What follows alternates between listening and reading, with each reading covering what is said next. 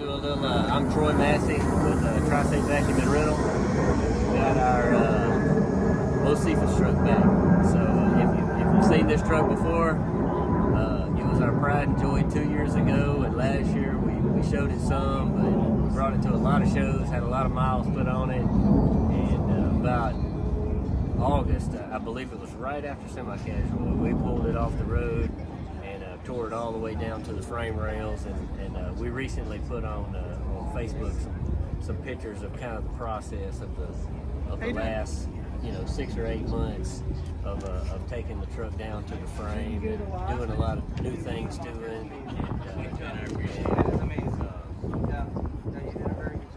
really just going through it from the frame up. So we look at a few things. Yeah, I saw those videos you put up about it. So. Yep. So, not much new with the hood. I did take the big lip, the deep drop kind of Talladega style fenders. I took those off, and we put more of it still swoops down almost all the way to the ground, but it's got more of a factory lip to it. I like that better. And from there, really, from the air-to-air back is really where the changes took place. So we obviously painted a new air-to-air. We've got a chromed radiator assembly. We moved the coolant tank reservoir to the top of the radiator to get it off the firewall. We've got tons and tons of we didn't rebuild the motor. The motor's the same motor that we had last year, but we did take the rocker box cover off of it, valve covers off, got those chromed. We got oil cooler chrome. We've got parts of the water pump, top and bottom, the back there.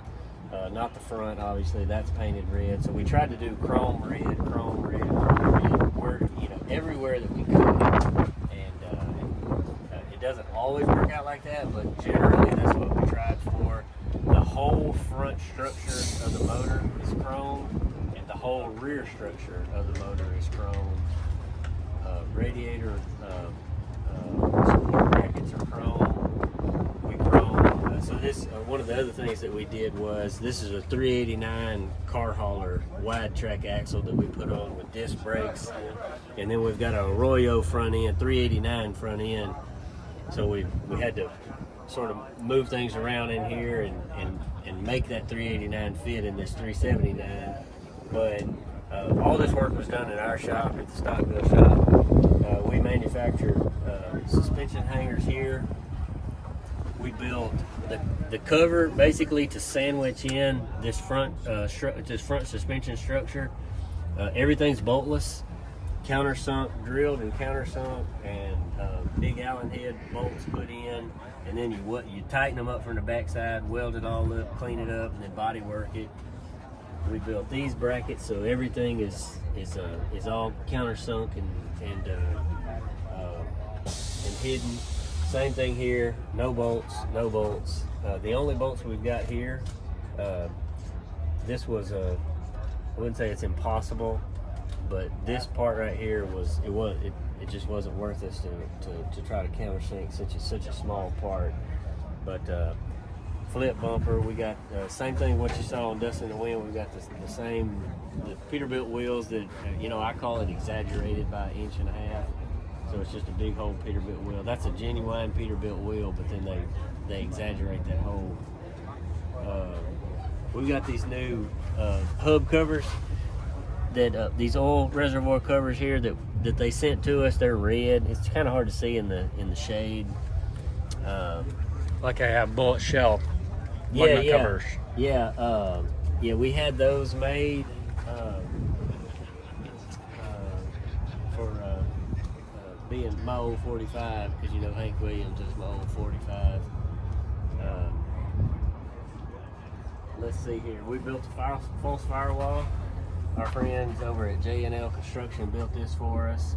We modified it a little bit once we got it into our shape. Into our shop. We made this tuck in so that you can see paint in behind it on both sides.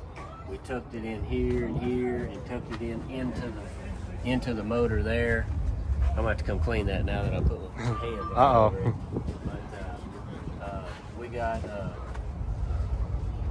we ran our stripe all the way through the firewall, ran our stripe through our breather brackets. How do these doors open?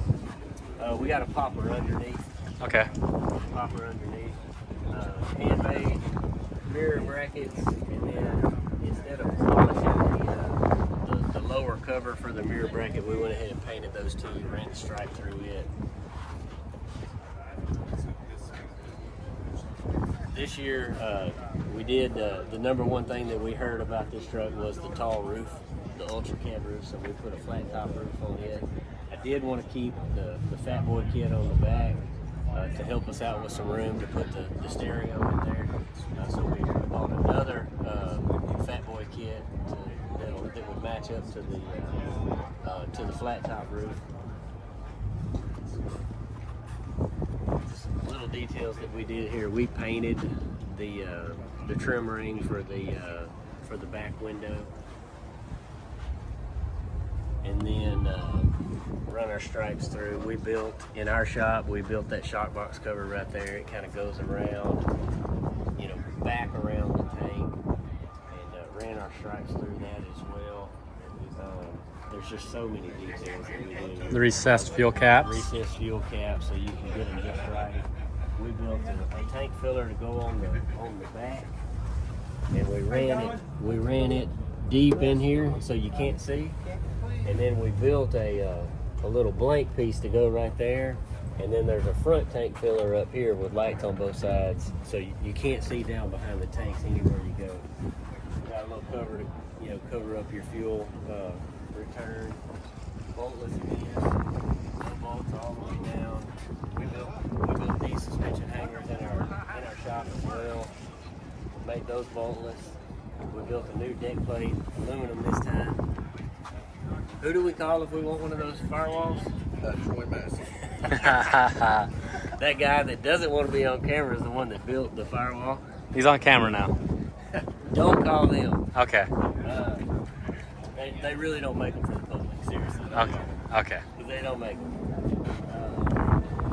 We built a new deck plate for it. We did build an underbelly as well. Same thing as Dust in the Wind. Got a few lights in it.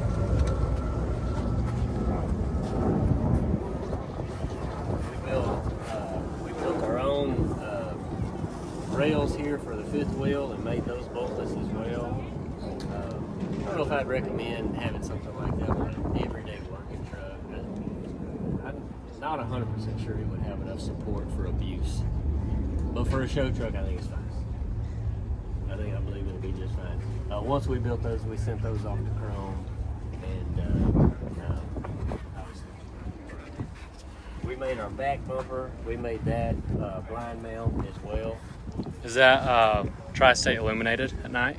It is not. It's stainless from behind, so it just during the daytime, it's makes it sort of shiny.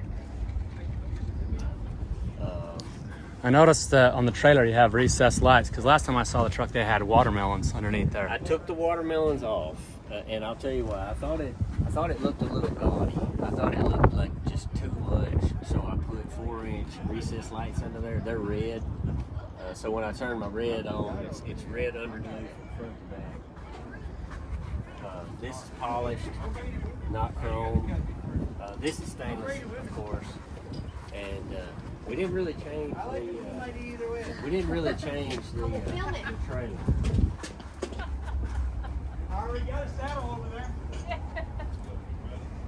We've got the same lug nuts over here, custom made by old 45.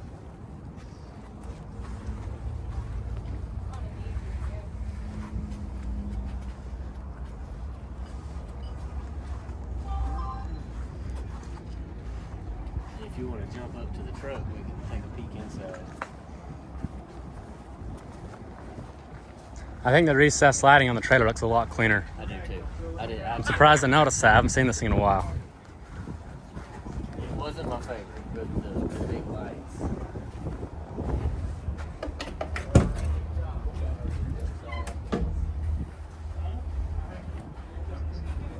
So we went with the 359 dash in here. overall rockwood dash panels and floor that he sort of a special wood he made for this truck last minute as well. Stripes all through the doors and the door jambs. This leather here, the idea was it's a red truck. Ferraris are generally red, so we ordered Ferrari leather from Italy. We contacted them, found out who their supplier was. We called the supplier. We got 4 rolls of Ferrari leather.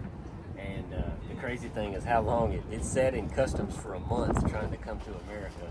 We finally got it, and everything in here is from the leather standpoint is all genuine Ferrari from Italy. So it's got 1,100 fiber optics in the ceiling. I don't have them on at this moment. It'd be hard to see them during the day. Starlight ceiling? Yeah, 1,100 in the ceiling. The doors and the back wall light up red at night. Got a nice little tasteful stereo. Not too much. Nothing like Lot Ride. It don't have the 15,000 watt stereo, but it's a nice, tasteful. Is Lot Ride up here this year? No, we didn't bring Lot Ride. We didn't bring Lot Ride this year. This is enough to focus on. Did you paint all the King shocks red? We did. Because I noticed they're usually blue. Yeah, those came blue. We painted those red. Just trying to make it match. That's clean. All your linkage and everything's all chromed. Yeah. If you'll notice here, since we're on the driver's side, if you'll notice there's no ECM. ECM's gone. ECM is behind the driver's side box. Custom truck out of Oregon. They made us all new wiring harnesses, lengthened of course. So everything is hidden. All wiring is hidden back there. You'll also notice that there's no fuel system here. No fuel filters. Everything is hidden. The whole fuel system is behind the passenger side box. All my fuel filters, primer, everything. So what we did was we ran from the tanks to the back of the box, run through both fuel filters, and then back around behind the cab, through the freight rail, and then back up, trying to keep it as clean and neat as possible. This is the only thing that you know, if I could really take a little bit more time, I wish we could hide this rocker box wire, but we hid it the best that we could hide it. So, You did good. it's pretty hidden. We hid everything as best we could. It's awesome. Yeah. Well, I appreciate the video. Appreciate the interview.